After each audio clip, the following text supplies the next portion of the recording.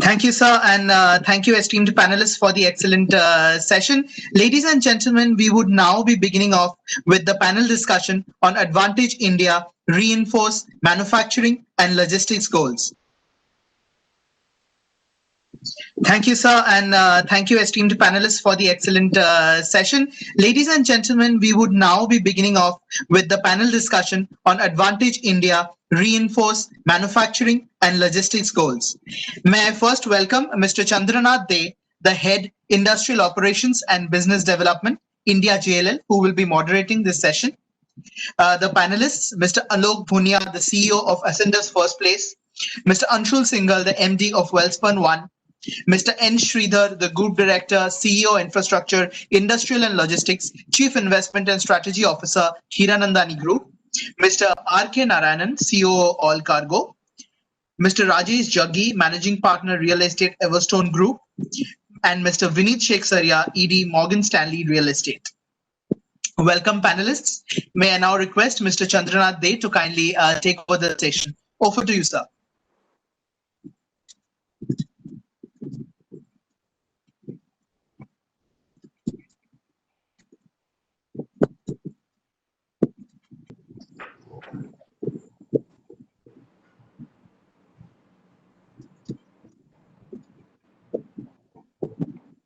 Mr. De, I believe you're on mute.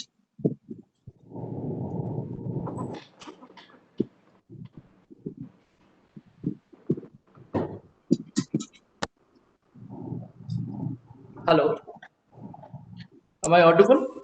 Yes, sir. Yes, sir. You're audible right now, sir. Okay, great.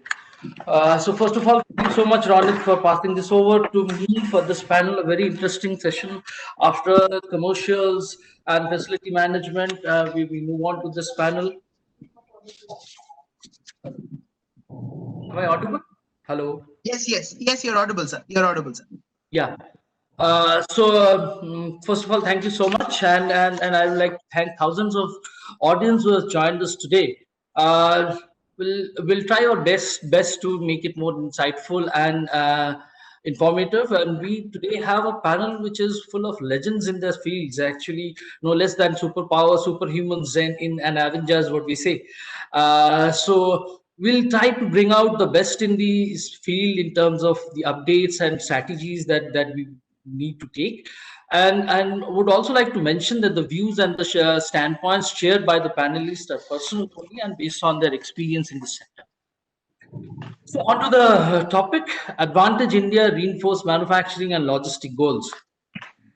COVID-19 or coronavirus outbreak has actually caused significant disruptions globally in the manufacturing and the logistics sector, which would include, say, global supply chain disruptions, some force majeure conflicts, labor constraints, attenuated work in progress, etc., for leases. However, what we have understood that over this period of this last 4 or 5 months, what has happened that country and the bureaucrats has utilized this volatile time period to reflect and make some necessary changes in policy and strategy that would take India to a different level with respect to manufacturing and logistics goals as such. So some of them would include the National Investment Grid or the platform of GIS platform, the central single window clearance system for industrial and warehousing, the performance linked incentive schemes, which is for the first time being taken an incentive decision through stakeholder perceptions. So what this has made is that the manufacturing and warehousing they put it in a different tangent in terms of the growth tangent. So manufacturing, what I believe, is currently on a double engine nitro boost mode with Atmanirbhar Bharat or self-reliant India for boosting domestic manufacturing and reduce imports, whereas Make in India 2.0 capitalizing on the regionalization of international supply chain. Warehousing, on the other side, has three-dimensional growth path, as far as I understand: length, breadth, and height. When I say length, across the length of the city. So warehouse has gone from suburban to in-city. Across breadth, when I say breadth, so it's across the breadth of the country, from tier 1 to tier 2 cities. And in height, in terms of multi-storied warehousing. So we'll try and capture this and find out how this shapes up. So I'll first have the question to Mr. Sridhar. Uh, so Sridhar sir, we understand that the Atmanirbhar Bharat and Make in India too are actually positioning India in a very good point in terms of a manufacturing destination of India. And for the first time, we saw that PLI was being or performance link incentives and other incentive scheme were discussed with different industries to come out with locations which are more ecosystem wise favorable for those sectors and being introduced. In the ESDM or electronic sector alone, we believe that some study mentioned that the manufacturing potential for the electronic sector is close to 90 million square feet within 2020 to 2026, with the PLI being implemented and more than 20 major companies and 500 plus ancillary companies are lined up for investments. So my question to you, sir, what do you think is India's chance to be a manufacturing hub both for domestic as well as an export hub? With which I will finish the opening remarks, is your global supply chain is also linked to your Indian supply chain. We need to find a balance before of having Indian manufacturing units supported at SME levels, where you give them, no, you can't define them by policy that you're an SME. So that's why you're not getting scale. So economies of scale come when they really little bit expand. So you can have a larger SME policy, which will allow a lot of SMEs to also manufacture components. And you can also incentivize them as the PLI that you mentioned about. And we are also going to be a consumption economy. So make in India, consume in India. I think the numbers given by one of the big four or McKinsey was 18 to 20% of that you manufacture by setting up this manufacturing that get consumed. And balance of 75 to 80% you can create an export manufacturing hub. You export out of India. So a lot of people come in here. You also back source and you are able to add value and export out. I think the time has come, and I think a lot of measures have been taken in the right place from the government's perspective, and that should really channelize investments into the manufacturing, and that gives us a great opportunity to set up and build OPEX or CAPEX model for this manufacturing industry. Agreed, sir. I totally agree with you when you said sectoral focus in terms of all industries are different and government is taking sectoral focus. From there, I'll take you to the next question, sir. In terms of bottlenecks, we believe there might be still bottlenecks. What according to you are the two top bottlenecks in terms of India having manufacturing investments at this point in time? See, the bottleneck is you have to basically de-bottleneck the way you look at the supply chain in India. Everything is all about the ultimate cost to the customer.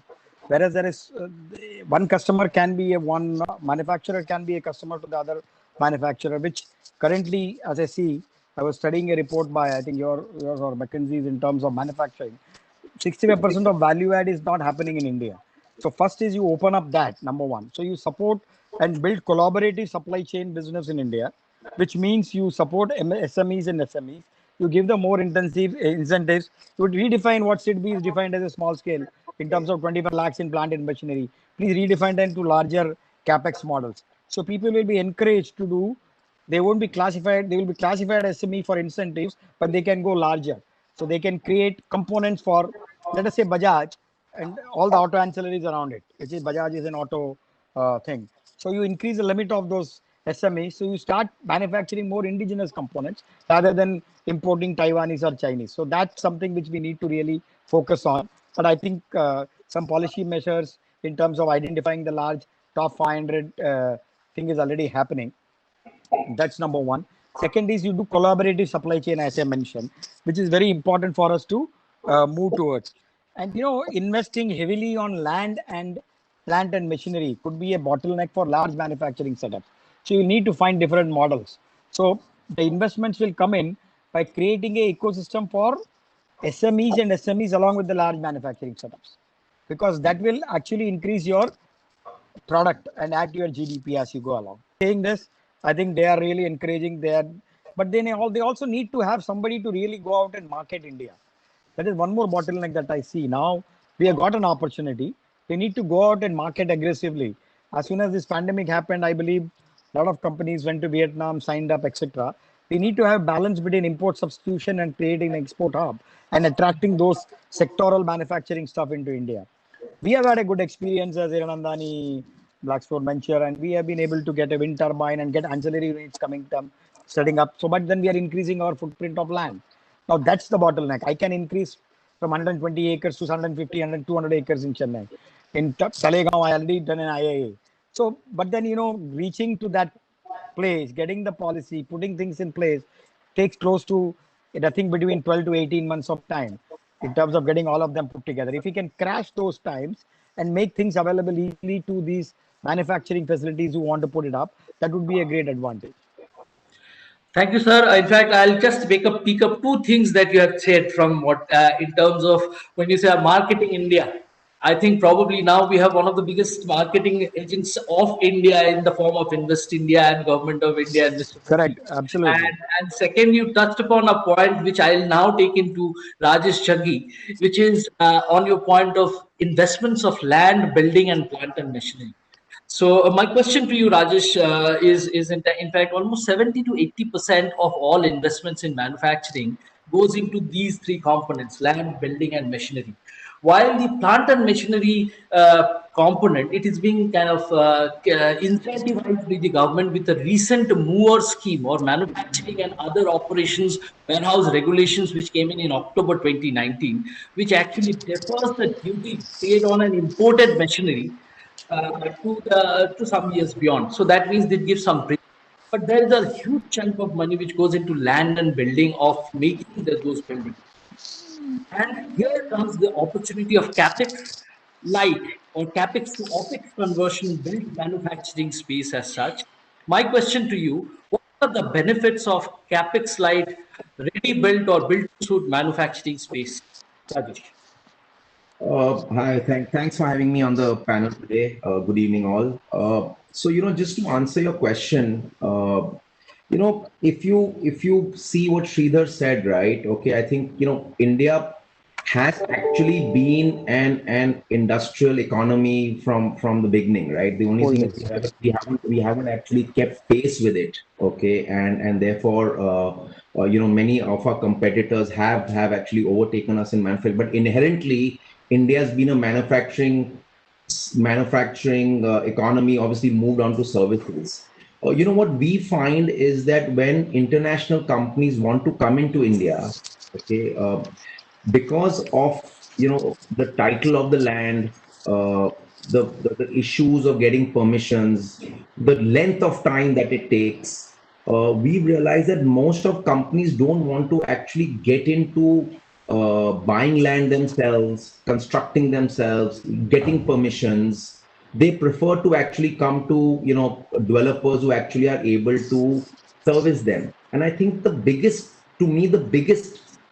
thing here is speed. Okay, when someone wants to set up their manufacturing plant here, okay, they come on the behest of either a joint venture or they come on a behest of an order that they've got from a large manufacturing, and at that time they won't set up the plant and be ready in 6 to 9 months. Okay, in India it's impossible to set up a manufacturing plant in 6 to 9 months. Okay, so where do they go to? They need to come to developers who have ready built space or who can actually make a build to suit on land which is already owned and land which is permissioned. So there's a huge difference, okay, where when multinationals want to come into India, they want speed. They forget good bureaucracy, bad bureaucracy. Okay, I think the main thing is they want speed. So how do we help them to actually start their activities as fast as possible? And I think that's why there's a huge advantage of ready space or build to suit facilities in any of our parks that we're offering. Whether it's Hiranandani, us, Anshul, Ascendas, that's the whole difference that we are bringing on the table today. That come to us, we all permission, we'll build for you in 6 to 9 months, and you can actually scale up. Alok, my question to you is on these manufacturing build spaces in US, almost 30% of the entire industrial stock is manufacturing. However, in India, it's just about 5%. Are the organized developers ready to handle the complex requirements of the BTS manufacturing? And if you can give some examples, that would be great. Yeah, I think right now, if we look at the 4 or 5 institutional developers in industrial real estate that we have, in terms of capability, I think it exists definitely in the ecosystem. But for it to pick up, I think there are two things which needs to happen. One, the confidence, because, sorry, I mean, I'll take that question in 2 parts. I mean, if you look at the build to suit manufacturing, there are 2 parts to it. One, you are doing build to suit manufacturing for somebody who is doing an assembly operation. So it's a very simple building, like a normal shed, and with basic infrastructure you are providing. So going into the higher end of the manufacturing, where it's more complicated, you are providing more services, you are putting in more stuff into that building, where you are taking much more risk with that particular tenant. So when you are taking that much more risk with that particular tenant, you need to be certain about your investment, because the peculiarity of that particular tenant is so much that you may find it difficult in case that tenant leaves to find another tenant. Now, for large investor to take such large bets, they have to be confident that Indian manufacturing scenario is going to be stable enough that this tenant will find it good for to stay in India for next 10, 15. Next piece of this, in fact, manufacturing to logistics or supply chain. So, RK sir, my question to you, Mr. RK Narayan. To post GST, what we have seen that most of the companies, right from FMCG to 3PL, has been doing their consolidation to increase efficiency and reduce cost. However, during the pandemic, we just understood that probably there's an alternate way. Instead of a just in time, they might be considering just in case. So, is it a time that the companies or players are still considering consolidation of their warehouses, and how are you seeing this on ground with your parks and projects? Yeah, again, thanks for getting me on this panel. Uh, the point that you said that, is there a change, in the way how, let's say, the warehouse users, the tenants are looking at. Just in case, I would tend to think will remain temporary. You don't get, yes, you are having a pandemic situation, but this is not something which is going to last for long. And this pandemic situation is going to make some long-term changes to business plans, but I don't think so.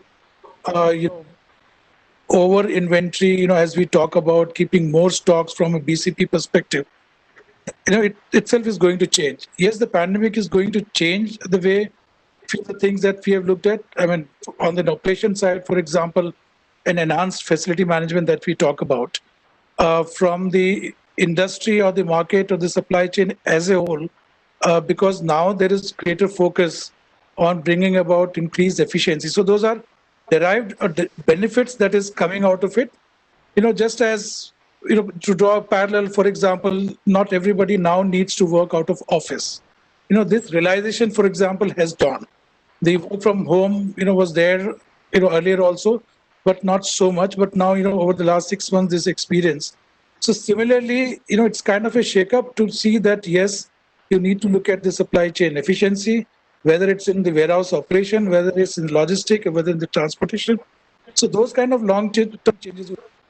The point that you said about whether there is a backseat that is taken post GST, the reason for warehouse demand expansion, which was there post GST, whether it has taken a backseat, I think no. In fact, they will remain at the forefront still. The consolidation will continue to happen. I think consolidation is more a factor of how much people are moving from grade B to grade A as grade A supplies are happening, how much people are able to implement the hub and spoke kind of a model. Post GST, everything anyway was not supposed to happen overnight. It takes time to reorient a whole lot of things for, so many manufacturing companies and other companies. Point very pertinent when I see some numbers of e-commerce penetration across the world. Recently, a magazine by eMarketer mentioned that the average global penetration of e-commerce out of retail, so e-commerce out of retail, is around 14% globally. In US, it is around 20%.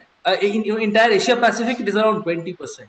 China has the world's largest penetration at 37%. India stands at 15%.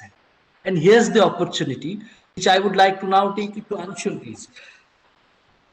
Anshul, my question to you, how has e-commerce sector changed the warehousing sector over the last 5 years? And what is the perspective for the next 5 years? In case you have to mention specifically on the specifications of the product standard, what would that be? Answer the second part of your question. What this is doing to the product requirement of the warehousing product requirement is it's probably doing the same thing it was doing pre-COVID, but COVID and post-COVID, because there are three worlds now: pre-COVID, COVID, and post-COVID. What it's doing is it's adding the importance and only like kind of thumping the table on the importance on better quality, more compliant, and specifically more hygienic spaces, right? So, and I think that's going to be a big factor for all of us on this panel today, because we're already seeing customers. So we recently are leasing close to 1 million square feet in our new Bundy Park, in very, very grade A customers. The spec sheets of the customers have started changing, and you're noticing those differences. And that's really, really welcoming, because we're seeing now how the tier 2 or the non-compliant developers in this space, which have been a thorn, not complied to the norms, which they just build buildings out of non-compliant land with panchayat NOCs, and the roof is leaking and the floor is bad. I think those are going to start vanishing, and even quicker. And the product quality in terms of flooring, in terms of building heights, in terms of roofing, in terms of, most importantly, park infrastructure and security is going to start shooting up. You're going to start seeing a lot more tech going into both park management and building management. You're going to start seeing a lot more automation. Automation in India, my general view has always been it's a while away, right? But that view is beginning to change, not drastically, but definitely accelerating again, because of COVID. Because now people are realizing, hey, we don't want to be kind of stuck in a 5 lakh square feet box with no conveyor systems and no automation, because we don't want to have 100 more people in the warehouse because of social distancing, and this event happens again. In fact, the pressure now, at the top level of these companies in New York is get more automation into markets like India, into growing markets like India. So the story is going to evolve. 2020 is definitely a mixed bag. 2021, I think, is when you start seeing the pickup. This is a great time to invest and buy land, have positions ready, right? In terms of future of e-commerce, I remember a time when people used to say, "Yaar, e-commerce to sab band ho jayega." They're giving 20%, 30% discount. It's not going to last. It's going to become it's going to go back to the old ways. And now we're realizing that that's definitely never going to happen. In fact, it's going to happen in reverse. I'll leave you with one last statistics, right?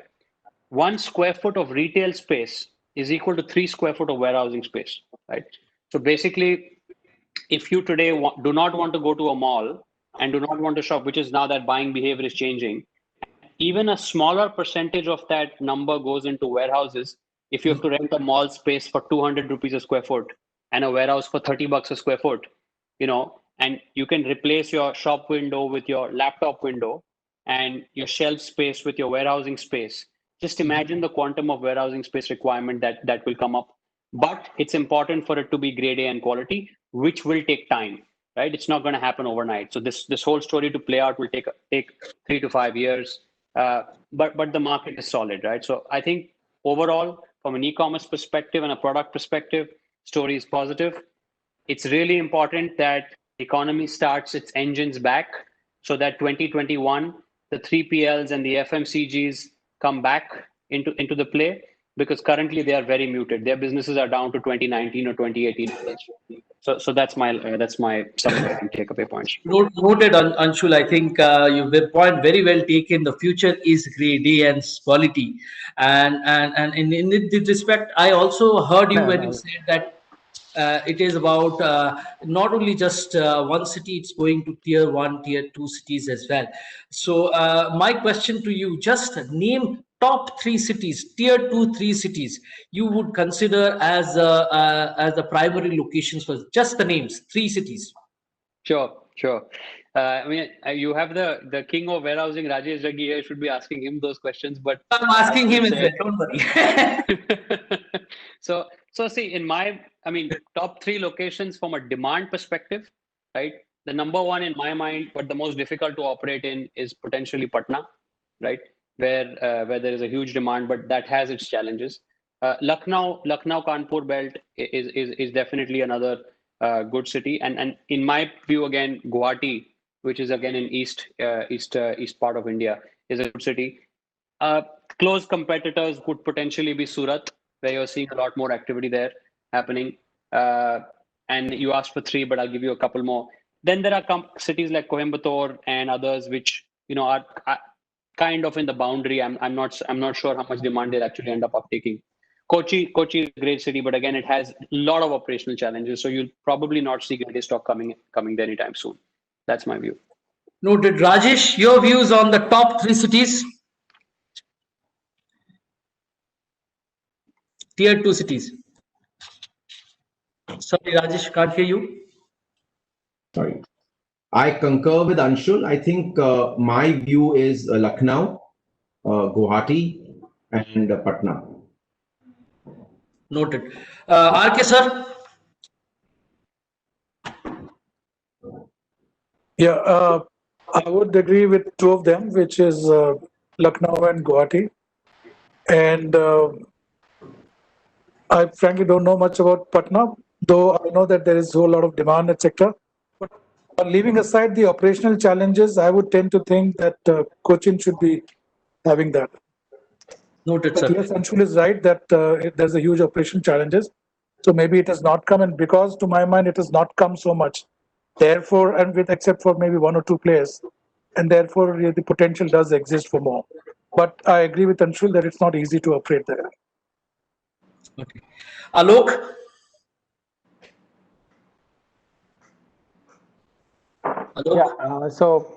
In terms of cities, I am with Anshul on that, but I just want to take this opportunity for 30 seconds to put in one comment with respect to the e-commerce, which you were mentioning.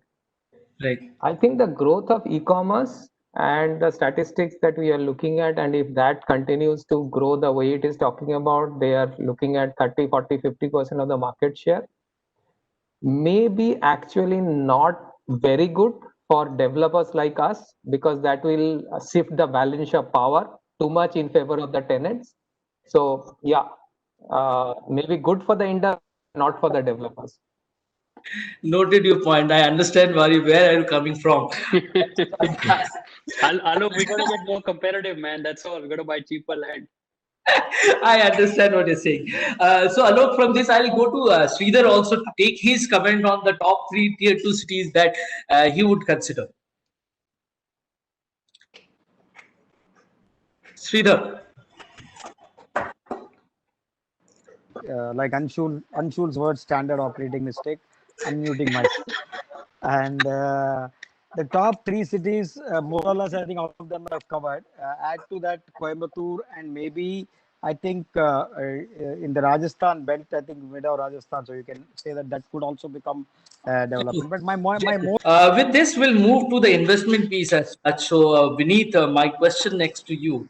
According to the RCA analysis, and we saw that the global investment volumes in 2019 rose from 140 billion US dollars to 195 US dollars billion US dollars in 2019, which is a 30% jump in the warehousing spectrum or industrial spectrum, which also puts industrial spectrum as the second largest after commercial asset as the investment destination. So, what, according to you, are the top 3 reasons that makes industrial asset class as an investment friendly asset class?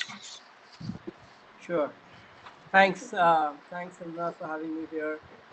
I think when you look at industrial today, and I mean, when we look at it from the lens of a real estate investor, what one is looking for is stability and certainty of income, right?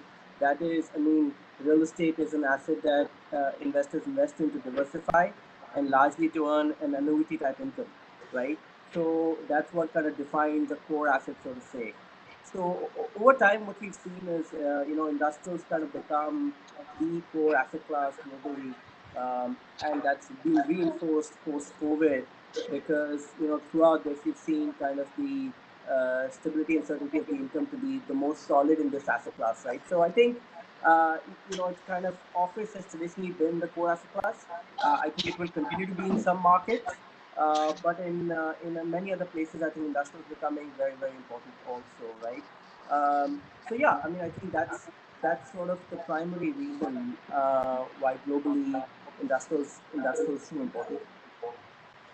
Vineet, one more thing. What we understand in the last couple of years in the Industrial Investment Forum, actually in the country, in India, almost $7 to $8 billion are kind of being committed in terms of committed for investment. However, on ground, it's less than $1 billion which is deployed. So, what are, I have seen you kind of I admire your ways of approaching and evaluation of projects, and that's why I would ask this question again to you. What are like the top 2 or 3 bottlenecks for deployment, and what is if you can press on Sure. that? I mean, look, I think everybody on this panel, when they look at investing capital in this, they look at it with the eyes of a financial investor at the end of the day, right? And I think what you're looking to assess in that case is kind of the risk-reward profile. Is that what risk am I taking on? Am I going to be adequately compensated for that?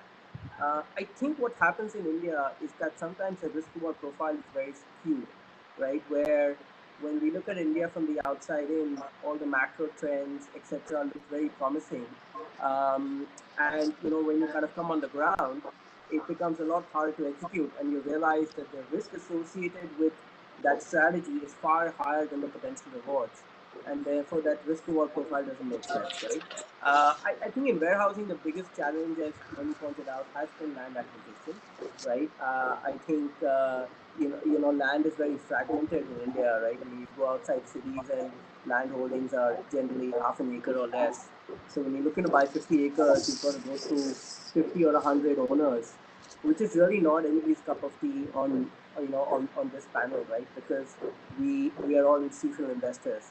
So you've got to work with a partner who can put capital, aggregate it, execute it, and then you can kind of come in a way that is hedged to some extent, and you pay a premium for that. I think that's broadly how people kind of look at it, right? But when you look on the ground, those kind of opportunities are very few between, because there aren't deep capital pockets in India of these kind of investors who can put their own capital to work and kind of bring it on a platter for you. That's point number one. And point number two, it's hard for the government to supply land in locations also, right? I think in good locations, the government has probably dried up, its land sources, and it's hard for them to supply. So supply is going to continue to be a challenge in India, right? Which is why we think that the opportunity is going to continue to be interesting and exciting, because if you do create supply, you are actually creating value, because supply, especially in the tier 1 cities, in good locations, is going to continue to be a challenge, because of land. In terms of multi-storied warehouse, truck ramps, access logistics spaces have not been a success in India at this point in time. There's a cost of land to cost of building ratio balance which has to be there. It has been successful in Singapore, Tokyo, etc. But do you see early shoots of multi-storied warehousing ramp access in India? And if yes, where? Okay, so Chandrakant, are you talking more of in-city, or are you talking more just general multi-storied warehousing? So general multi-story. Okay, so I'll just give you my take on that. We actually did our first multi-storied warehousing product in Chakan, where we did a ground and one with a ramp. We did 2 projects of that. We got to be honest with you. I think again, when you try to do something as the leader, sometimes you can succeed and the rest do after that. So we had a mixed response for that. We did a fantastic job. It was expensive, It was time consuming, but we got. I wouldn't say we got great success. We got just fair success, and I think the reason for that is it's just the mindset of the tenant and the client. Because in his mind, he's like not. He thinks he's on the first story, right? He doesn't think he's on the ground floor. Okay, so for him, it's still he's not still getting used to it that there can be a warehouse below him. We have been able to successfully lease it out, but it did take time. My view is that with the land prices going the way they are, I think what we see in China, when I visited there, is that many lands that will be at the peripheral of the city centers, right? Okay, so at one point of time, Bhiwandi is anyway expensive; it's going to get far more expensive, right? I think that's where you will see multi-story coming up. But the issue I find in India is that when you do the numbers, right, the construction cost vis-a-vis your return, it actually currently makes no sense to do that, right? Because you aren't actually getting a return by just adding one more floor. Okay, and it's actually to, if you ask me, it's reverse. Actually, you're making less money vis-a-vis had you just done one floor. But we did it. We think that's the future. Of warehousing, whether it's in city or in periphery of the city. So I'm confident that sometime in the coming years, this should work. This should work. Is what my belief So much, Rajesh. With that note, or with the future, in terms of living for the future, I just want to wrap it up in next 2-3 minutes. What we understood from the experts like you is in manufacturing, there's a huge opportunity which we understood from Mr. Sridhar in terms of domestic as well as international export hub as such for India. There remains two major constraints, double A constraints, I would say, acquisition and approvals. And these are something which are being sorted out by different authorities or bureaucracies, or even at state level, how they are been trying to do it. What I understand from Rajesh also, that speed is the name of the game in terms of manufacturing, delivery on time, and in terms of supporting them with the necessary approvals within time is most important. What we understood from Alok, probably there are problems in terms of what the uncertainty of the market is the biggest problem that they are seeing. And of course, when you say uncertainty, it's the delays, etc., comes into the picture. What we understood from RK sir is also that the future of warehousing is dependent a lot on the e-commerce as such, in terms of the different aspects of e-commerce that is opening up, the length, breadth, and height of warehousing that it's touching upon. Anshul, what you rightly pointed out in terms of 60% of higher than pre-COVID levels of GMV in some of the e-commerce side. You also touched upon the 10 million SKUs in a day sales by an e-commerce company. And the last one piece, probably what's most striking, that for every 1 square feet of retail space, there's a 3 square feet of warehousing space that we need. So now we know what is the scale that we have in India for the warehousing spectrum, and where we all have to go in terms of the potential that you said. Vineet, what you rightly touched upon, of course, is that on the investment fronts, it still remains land acquisition is the major problem as such in terms of the bottleneck for investments. However, there is an investment which is there to be done, and I close it with Mr. R.K. Sir's remark in terms of it is probably not 7 billion in a year, but we want to be that way anyway, sir. And I'm sure in next 2-3 years time, probably we'll have that time. Thank you so much. With this, I'll close this and thanking you, all of you, for taking your time out, 1 hour of your time